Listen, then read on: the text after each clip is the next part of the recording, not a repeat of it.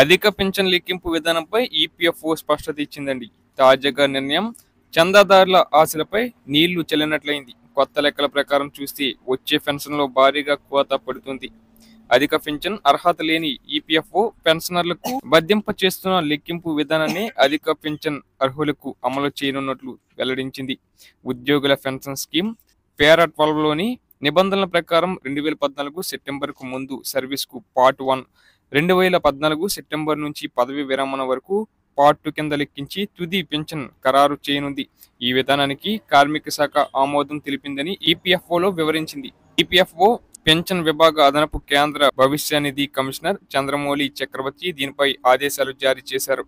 ఇక నుంచి 30% పైగా తగ్గనున్న పింఛన్లు పార్ట్ 1, పార్ట్ 2 కింద లెక్కించడంతో 30% పైగా పింఛన్ కోత పడనుంది.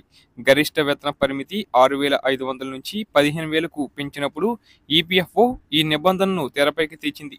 2014 సెప్టెంబర్ 1కి ముందు చివరి ఏడాది సగటు వేతనం మొత్తం సర్వీసు కలిపి పెన్షన్ లెక్కించే విధానం అమల్లో ఉండేది.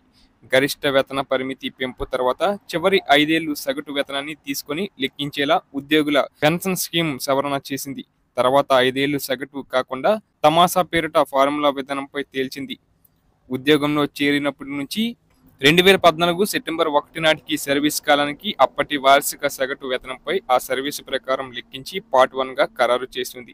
2014 సెప్టెంబర్ 1 తర్వాత పదవి విరమణ నాటికయ్యే సర్వీస్కు చివరి 5 ఏళ్లు సగటుతో పెన్షన్ ఖరారు చేసి పార్ట్ 2గా లెక్కిస్తుంది. ఈ రెండూ కలిపి పూర్తి పెన్షన్గా ఇస్తుంది. ఇక ఉదాహరణకు ప్రభుత్వ రంగ సంస్థలో పనిచేస్తున్న ఉద్యోగి 1999లో సర్వీసులో చేరి 2021లో పదవి విరమణ చేశారనుకుందాం.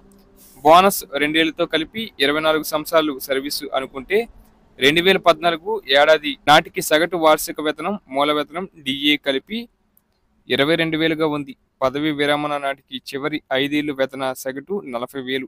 చివరి 5 ఏళ్లు వేతన సగటుతో పెన్షన్ లెక్కిస్తే 13,000 రూపాయలు చేతికి అందాలి. కానీ పార్ట్ 1, పార్ట్ 2 కింద లెక్కించడంతో పార్ట్ 1 కింద 5,300, పార్ట్ 2 కింద 4,000 మొత్తం కలిపి 9,000గా ఖరారవుతుంది. అంటే నెలకు 4,300 పెన్షన్ కోత పడుతుంది.